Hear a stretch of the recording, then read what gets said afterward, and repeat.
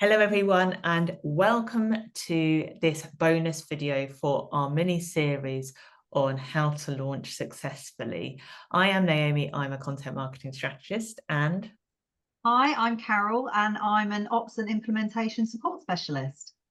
so this bonus video is on the emotions and various different things that happen inside our minds when we are launching, because we can do the practical stuff, we can have the lists, we can tick off as we go, we know the stuff that we need to do because you've watched our other 5 videos and you know what's going to happen. But what we don't always prepare for is how we are going to feel and the emotional journey it might take us on. And that is totally fine, but you will. It's just part of launching. It happens every single time. But when you're aware this is going to happen, it will be much easier to manage. You will have highs, you will have lows. If people aren't buying, you might feel like you're failing at the launch. It's just we have to understand this is what happens as we go through. So we're going to give you some tips for 5 different areas, from energy, nervous system, mindset, the bits that we don't sometimes like to do, like getting in front of the camera, both pictures and videos, because people need to see you, and things like voice noting people, getting into people's DMs, sending them messages, doing that outreach, which can be really uncomfortable for us. So we're going to take you through each of these sections. So let's start with energy. This is a pretty big one, isn't it, Carol? It's huge. It's pretty much the basis for the whole launch. Is you need a lot of energy to keep you going. As you say, there's so much that goes into a launch with all the planning, all the things like the content creation, all the resources. If you're doing lives and things, there's so much that goes into it, and it's not just the physical side. It's mentally exhausting as well. So yeah, energy is something you really need to consider. It's totally normal. So it's exactly the same for everyone running a launch. So it's not just you. Everyone feels the same. But yeah, you really need to consider how to keep your energy levels up throughout the whole of the launch. Yeah, it's a game of endurance. I remember a few years ago, I ran London Marathon. It's the one and only marathon I've run. And I thought I could get through it without eating anything. It turns out I was totally wrong. And this is the same sort of thing. It's an endurance event. We need to be fueling ourselves, taking care of ourselves properly. So the best way to kind of keep that energy up, and it's not about showing up like being all happy, cheery. If that's not your normal self kind of thing, you can be yourself. But what we want you to do is be aware that you are probably going to feel a bit more tired than normal. It's going to, like, emotionally, physically draining some days. You're going to be managing quite a few different things. People will probably be asking you questions. So it's about building in those times into your diary. So when you're planning out this launch, make sure you've got space to do some recovery, to do some of that time where you can just have a break, have a breather, so you can refill, re-energize yourself. Because if you try and keep going, it's going to burn you out, and by the end of the launch you'll be exhausted, and the recovery time to carry on with doing your business afterwards takes even longer. So even though it feels like it's going to be an average day's work, it won't be. It's a different thing. And being able to really balance that. So think about things that are going to really, like, cheer you up when you're going to need it, what you're going to be eating. All of these things really, really help. They've certainly helped me. I have done launches where I've done none of that, and it's literally wiped me out for a month afterwards. It's just really not practical. And it's not sustainable either. So these are some of the things that we forget. We just don't think about the fact that we need to eat properly, because you want to be able to support your clients and the people that are potentially going to buy from you in the best way possible and turn up with your best selves. And that's all we want to make sure you can do. So yeah, it's the one that, it's amazing how that can deplete very, very quickly when it's very intense as well, isn't it? Absolutely, yeah. So you have to look after your own oxygen first before you can like serve others. And yeah, as you said, like with your marathon, a launch is a marathon as well. So you have to be able to pace yourself. So absolutely, you want to give it your all. for the whole of the launch, but you don't want to do so much and give so much right at the start, so you burn out and you haven't got anything left to give for the rest of the launch. So yeah, absolutely, pace yourself throughout, planning timeouts, planning little treats for yourself just to reward yourself along the journey as well. Yeah, and also remembering that the first day of your launch event, so the first day you do your launch event will always be like the most intense, it'll be the busiest, and it will probably be that people drop off a little bit after that. So what we don't want to do is let our energy levels drop, because people are naturally getting busy with their own lives. It's not to do with you, it's to do with them. They've got stuff on. So keeping that energy up despite how your audience seems to be behaving is super important. And that's what we've got to get into, which leads a little bit nicely into talking about something I didn't really understand much about until earlier this year, if I'm totally honest. I knew it was a problem, but I didn't know how much it affected me, which is the nervous system, right? It's a real thing that I've had to learn, because I'm very much a practical kind of person. I'll work through the to-do list, I'll just get it done. But not being aware of your nervous system was probably one of the biggest mistakes I've ever made in launching. Have you seen this as well, Carol? 100%, yeah, and the same as you myself. I've been on this journey learning about my own nervous system, and how if you don't look after yourself, it's amazing the effects it can have on you and your body and the nervous system. Yeah, it's quite bizarre how it Yeah, all. totally. And so in the nervous system states, you have fight, flight, or freeze. These are the three different states you have. And obviously you'll go between all three. It's our body's way of protecting us. That's absolutely natural. But sometimes what can happen when you get into the launch phase, of when the stress goes up and everything goes up, your nervous system becomes dysregulated, and you feel like you're in either somewhere between flight and freeze, where it just becomes too overwhelming that you can't do anything. So there are very, very small things you can do to really help calm your nervous system, put it back into a more regulated state, which will help you bring that energy forward again. It can be like doing some deep breathing, standing outside with your shoes off. Not my favorite one to do, but it actually does work really well. Not in the winter, definitely not. But again, having that time to just go and do a 5-minute breath, taking a breather. There are lots of different resources and people out there that can help with small things that you can do to really help. We're not talking about taking an hour out to go to a spa or go and have a massage. These are small things you can do throughout your day to just bring your regulation down, so you're not in that kind of panicky mode and that worry phase where we're going into the emotional part of our brain rather than staying right at the front in that intellectual part. And there are some like tiny things, and I did this throughout my last launch, and it was probably one of my biggest wins for doing that, being able to do these nervous system trainings.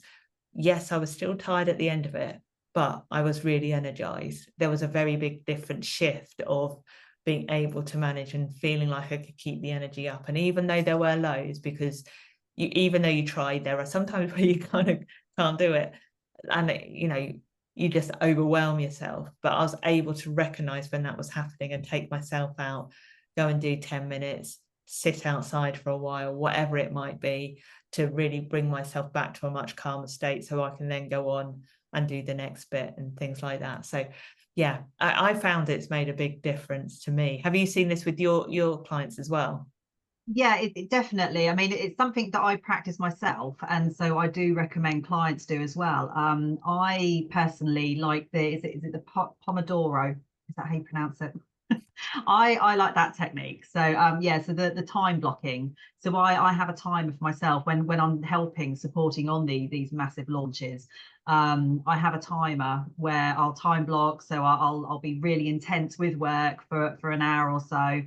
Timer goes off, I will down tools, I will step away from my computer, and I'll just go literally for a 10-15 minute walk. Just get me away from the computer and that like temptation to carry on working. Go out, clear my head for a few minutes, taking the sights and the sounds and that, and then come back. And you're right, it does. It really does refresh. It refreshes you. It refreshes your brain. There might have been something that you were getting really stressed at with the launch. It just wasn't going right, or you couldn't think what to do. And it's amazing just going and clearing your head just for that 10, 15 minutes. You come back and it's like, okay, now we can go again. And now I've actually thought how to do that as well. So yeah, 100%. I do it myself. I recommend it for clients, and it really does help. Yeah, I love that, and actually being really strict with that timer, because it's like, oh, I just finished this bit. But I once was listening to someone who was a writer, and he would always say he would write in the morning, and he would stop halfway through a sentence. He would stop his daily writing halfway through a sentence, because when he came back the next day, it was already in a flow, so you could just pick it up again rather than having to start a new task. So actually being really strict with yourself and just kind of going, right, that's it, I'm going to walk away now. You come back to something that you're part way through, and it will get you back into that zone quicker and easier, so you can kind of not really kind of get that fight or flight or freeze of overwhelm of, right, what do I need next? But you're already what you do next because you're halfway through it. So that actually helps keep that momentum going, and then you can move on to the next task much easier. I think, yeah, it's so easy to, as you say, it's so easy to just go, oh well, I'll just finish this, I'll just finish that, but then there's always something else. So yeah, I think having that strictness sometimes, and as you say, just leave things. That's what I do. I set my time, I just leave things and then come back to them. As you say, you're already in that flow and you're just picking it up again. It's definitely worthwhile trying. And actually, whether it's your first launch or you've done launches before, every launch is always different. And actually, sometimes it's understanding what bits are going to take you the most time. So being really strict with yourself will help you identify what you might need next time, like what roles, what resources you might need. So I used to say this when I worked in teams of, like, if you work longer hours and do more, like, your to-do list will never end. It's always going to carry on. But if you carry on doing more, and I was definitely one of the people that was worst for doing this, because I'll be in work first and I'll be the one that went last, I am causing more of a problem for that company, because when I leave, there's going to be a huge gap because I did so much more work than everybody else, which was unsustainable and unrealistic. And you've got to remember that in your own business, of putting those really clear boundaries in, which again, I find that really difficult. I will rather work through, but I've had to teach myself how to do that. I've had to be really strict, and it made such a big difference. It made me enjoy the whole launch process so much more, rather than be on the opposite end of feeling completely overwhelmed and stressed. I actually was able to enjoy the wins that people were getting, really be able to celebrate them, kind of be able to do a little bit more visibility, all of these things that I haven't done before. And it really taught me a huge amount. So it's amazing how you can learn all these things from the nervous system. And this kind of, the nervous system then leads on to talking about mindset, right? This is one that I've struggled with massively. Mindset for me has been, like I say, practical stuff, getting business done. That's not where I struggle. Like, nervous system and mindset have been my biggest learning curves in business. So what tips would you have for, like, the mindset? Because you probably see it all happening through all of your launches. Absolutely. Yeah, and I think as you said before, it's such a roller coaster, isn't it? One minute you're up on that high, the next minute, just sometimes the simplest thing can go wrong, but it just feels like the end of the world. So yeah, so you really have to be strong throughout the whole of the challenge. Nothing is the end of the world. Nothing can't be fixed. There's always a way to sort something out. There's always people you can bring in to help. There's always a plan B, as we've said about with the planning sessions. When you do your planning, make sure you have a plan B. There's nothing that can't be fixed. Nothing is the end of the world. And you just have to remember that and make sure you believe that as well. Because if you believe that something isn't going to work, if you believe that, oh, that's gone wrong now, so the whole launch is ruined, then that's how it's going to be. So you need to keep in that mindset that things happen. We can deal with them. I can do this. I am bloody good at what I do. I know exactly what I'm doing. I know that what I have on offer to my audience is going to help them, and they're going to fly high from having this service that I am offering them. I know it's going to work, and and it will work. It's just a case of no matter how hard things get, launches do get hard, but you just have to keep reminding yourself that you've got this. You have so got this in the bag. You can pick yourself up and carry on going, and it is so going to be worth it.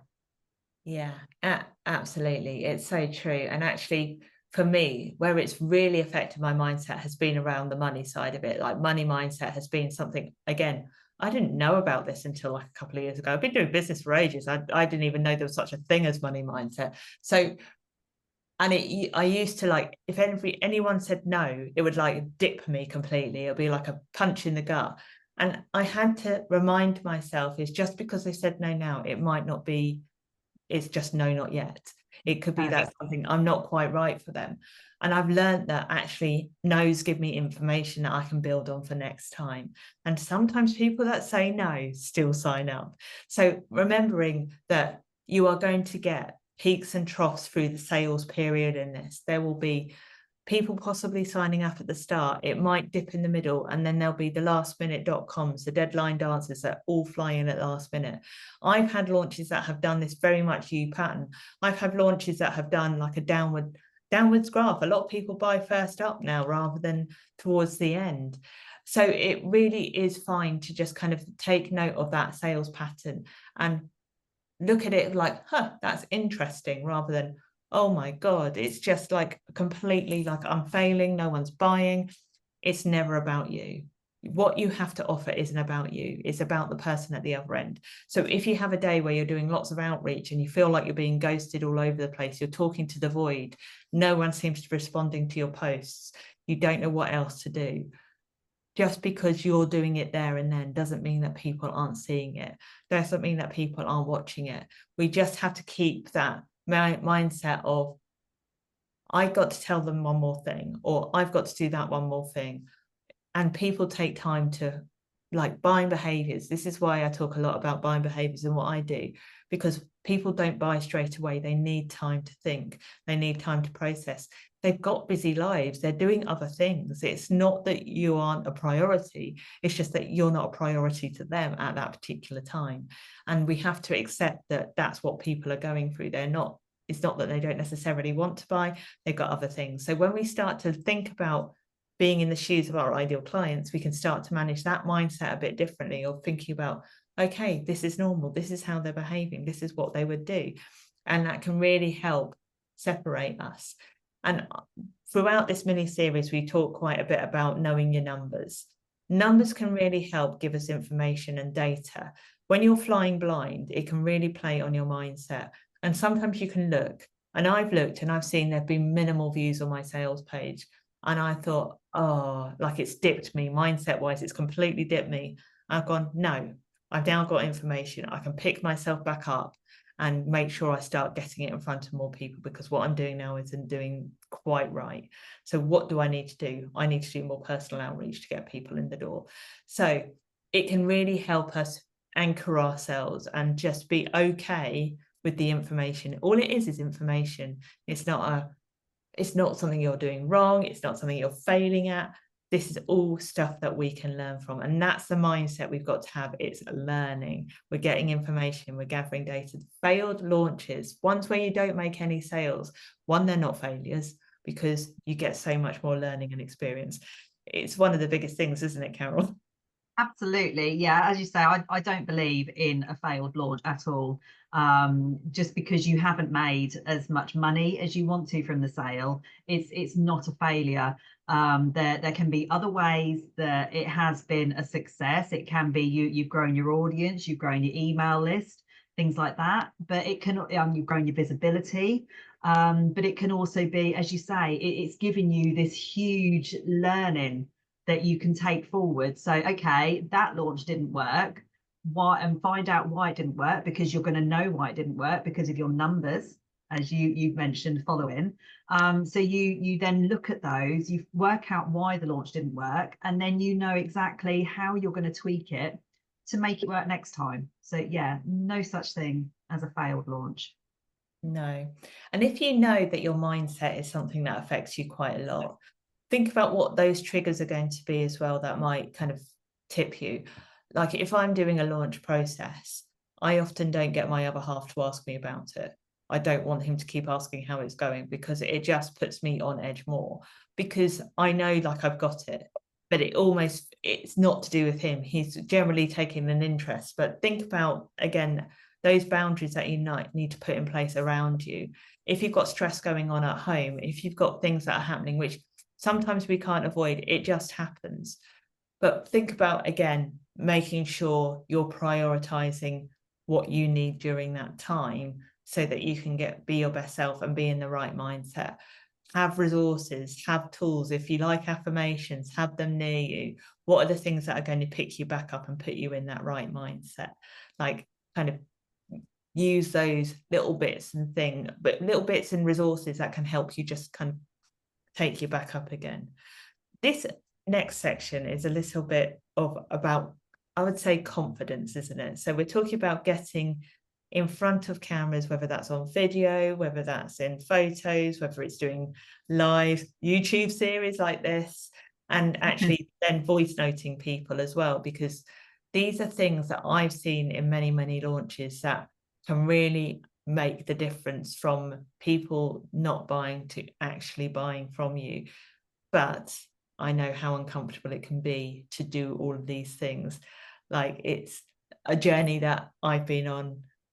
Even though I do content marketing, I was the one holding the camera, not in front of it, for years. And it's only really in the last 18 months where I've been brave enough and had the courage to step out of that comfort zone and start getting into the right mindset of being able to show up on camera, regardless of what I look like, regardless of how I feel, and just do the things that I know will help my ideal client.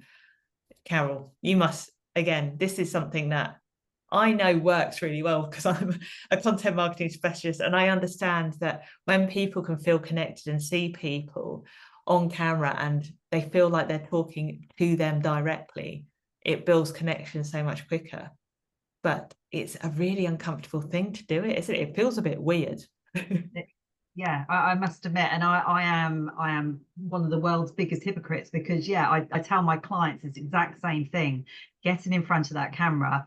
So it really does work, because it makes you more human. Again, it makes you come across so much differently on camera than you do just words on a screen. Yeah, you really are more you're more human, you're more warm. People can really resonate with you so much better if you are on that camera. And I so understand how uncomfy it can be for some people. Some people are amazing and don't even think twice about doing it. And I admire those people. But I myself am one of them people. I hate going in front of the camera. Doing this series with you, Naomi, has been a huge step in itself for me.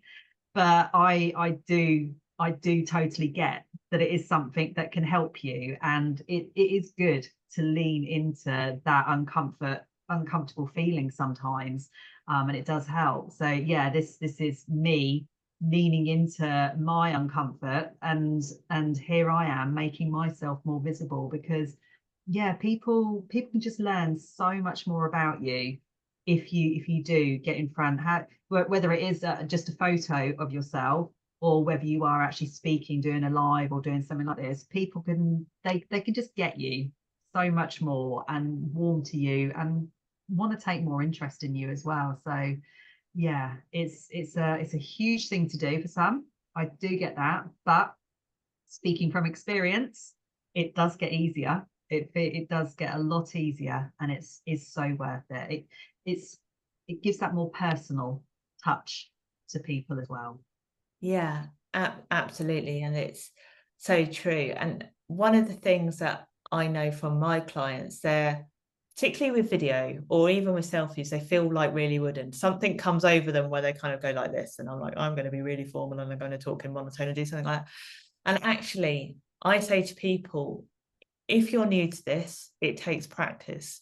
Like, just practice it. Commit yourself to doing it. Give yourself accountability, even if it's just doing a video on your phone every single day, a selfie every single day for a couple of weeks, just to familiarize yourself with it. I can't rock up to a concert and just play. I'm a cellist. If I could rock up having never practiced the music, my life would be so much easier, but I can't. Like, you know, it takes practice. I make mistakes. I'm not happy with stuff, and I'm very, very rarely completely 100% happy with the final performance.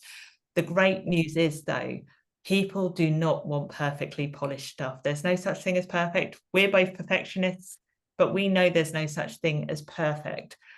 People want reality because reality is obtainable. It's something that they can see is relatable to them. They see that you're like them. They feel like you get them. And when we show up as our authentic self in everyday life, people feel like they can connect with us quicker. If you feel like you're this amazing, wonderful person that you're miles away from, like some famous celebrity, people aren't going to believe that. They're just not going to believe that. That said, I'm not saying don't do things like brand photos. They are absolutely brilliant for your business. But for doing launches, they want to see the real you. So if getting in front of camera is really uncomfortable, start small. Start with giving people a window into your world, like your desk. Don't need to take a picture of you. What's going on in your life? What are you doing today? The school run, whatever that might be. And if getting on camera is really super uncomfortable, just film yourself doing like an everyday action, cooking, organizing. Like, you know, I took a picture of my air fryer the other day, which seems to spark a lot of conversations, but these are everyday things people can relate to. And it's a good way to get comfortable with doing stuff. Like, just put the camera on while you're chopping carrots or something like that, whatever it is you're doing.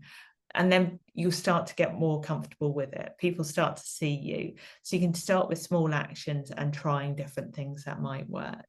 And like I say, I don't take just one video or one photo. Like, there are hundreds to get that kind of shot that I'm okay with to go on my socials, that I'm never 100% happy, but I'm okay with. And that's what we're aiming for. So don't worry if you feel like you need to take a few to get the right one.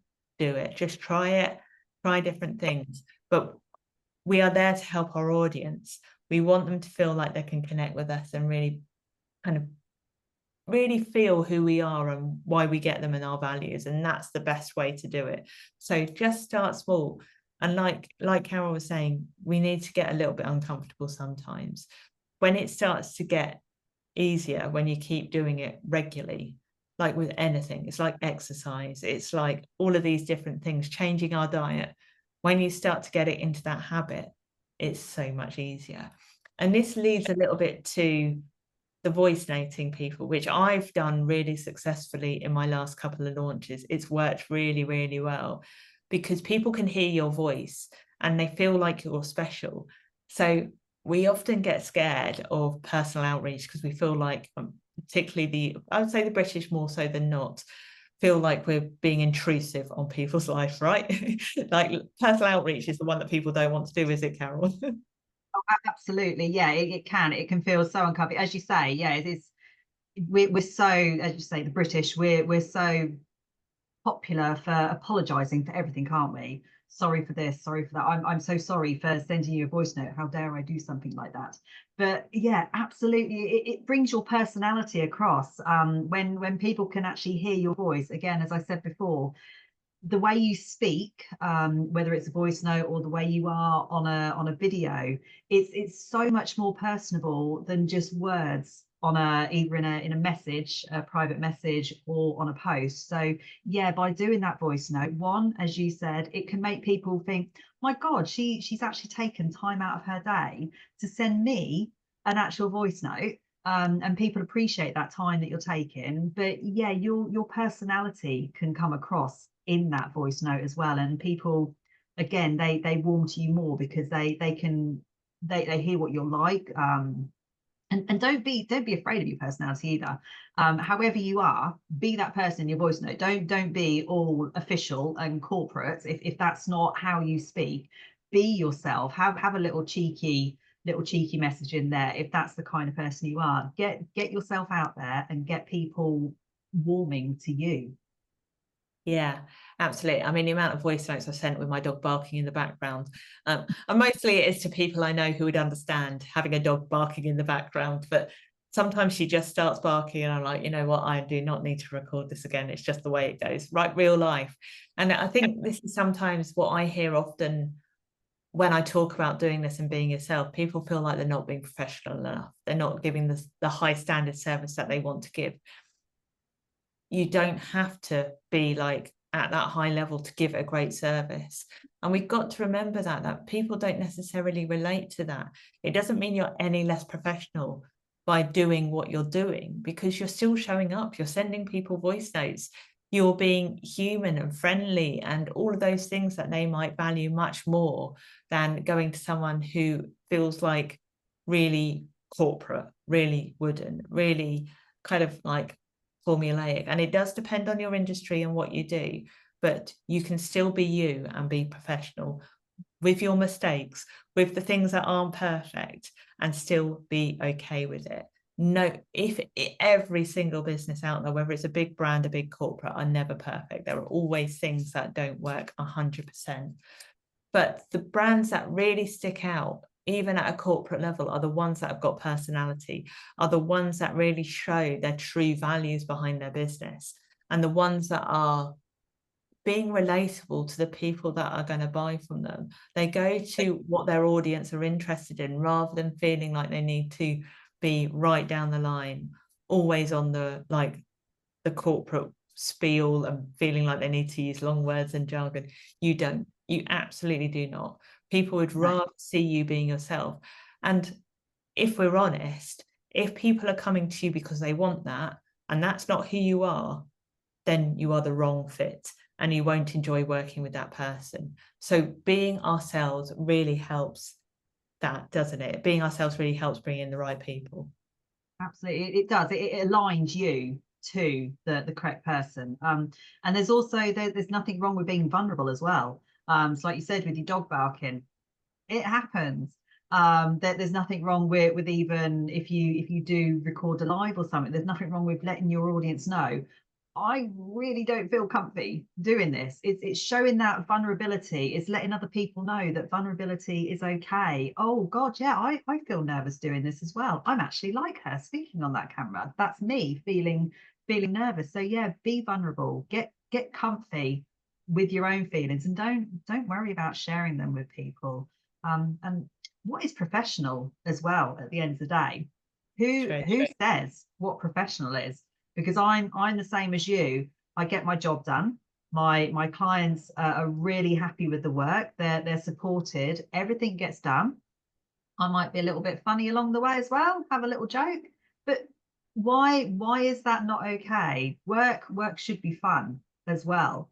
So yeah, I think professional is, it's in the eye of the beholder or Yeah. the ear of the listener. So as you see, this is me. Yeah, absolutely. And I think, that is so true. I've never done a job where I've had to wear a suit, because I'm like, I do not need to wear a uniform to prove I can do my job properly. That's Like, it. if I have to wear a suit, I'm not interested. I'm not the right fit. And like my mum used to say this, like, if you get a tattoo, you'll never get a job. I'm like, why? What is a tattoo going to stop me from being like myself? But again, that's how we can kind of have that mindset of feeling like we need to show up in that way. But like you say, it's absolutely okay to do all of those things there. And being vulnerable, I think that is such an important thing, because no one's going to go, oh, she's crap, she's vulnerable. They're going to probably have more empathy. They're going to have probably more compassion. And like you say, they probably feel that way as well. They're probably seeing you step out of that comfort zone and go, oh, I want to be able to do that. And they can see it's possible because you've done it despite your fears, despite the inner judgment of yourself. And that's what we have to be, as a leader for the people. And that's the mindset we're going to put ourselves into by doing that. It's not about you, it's about them, it's about what they need. And when you start to put that into your mind, stepping out that comfort zone starts to get easier. When we're doing it for other people, it seems to be easier than sometimes doing it for ourselves, right? Exactly. And yeah, and if someone does have an issue with you sending them a nice, cheery, personal voice note, then it's their issue. It's not yours. Obviously, you're not going to voice note them again. Okay, thank you for letting me know. Sorry to bother you, but it's their problem. It's not a you problem. So just move on to the next person who will appreciate that personal outreach to them. Yeah, absolutely. Totally agree with that. Any final tips for this emotional roller coaster of launching that you would have for people, Carol? I think as I've said before, it is just a case of just enjoy. Don't be hard on yourself. I think people can be really hard on themselves sometimes when they're running a launch, because the launch itself can be hard. But don't be hard on yourself. We're all human at the end of the day. We can all make mistakes. We can all get exhausted from something, have a bit of emotional fatigue as well. So yeah, don't be hard on yourself. Reach out if you need support from others. Again, show that vulnerability. Share with your audience if something's good or something's gone wrong today. Make yourself human, but yeah, enjoy and be proud. You're doing a huge thing, so be proud of yourself. Yeah, I love that. And I think part of kind of before you go into launch is having that self-awareness of what you know about yourself. So if you know, like for me, mindset and nervous system, much more than the planning side of it, are my two things that will derail me through a launch. Prep yourself for that. Like, put it as part of your plan to make sure you give yourself that time. If you know that you get anxious, you get overwhelmed, that you can't do 12-hour days because it's not practical, give yourself that space to be able to debrief yourself and make sure that you're aware of where those things are going to be, and listen to yourself as you go through. Like, it's okay to have those dips. It's okay to feel like you need to have a bit of a cry, get it all out there, whatever it might be. We've all done it. Like, there's not been one launch where I'm not a crier, and I've often cried in launches, but sometimes you just need to have that outlet to get it out there and kind of go observe those feelings. What are you feeling? Why are you feeling that? And think about, okay, well, what do I need to do next? And what is it that I need to do? Do I need like 5 minutes of a reset? Do I need to get something done? Maybe I just need to get on the live and just get out my comfort zone and just show how I'm feeling, and just be really self-aware, because that will really help. And actually embrace it all. It's like we say, you're going to get the highs, you're going to get the lows, but just allow that journey to happen.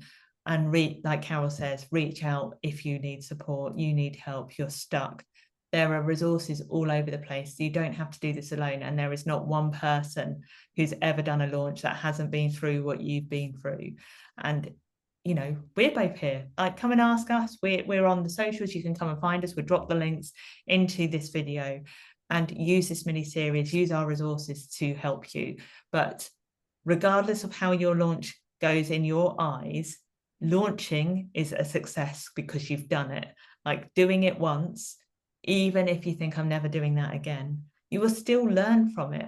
And I would really advise you to do it again, because actually, once we've recovered, and give yourself that recovery time afterwards as well. Like, we've talked about in this video series about the post-launch nurture and how it just doesn't stop.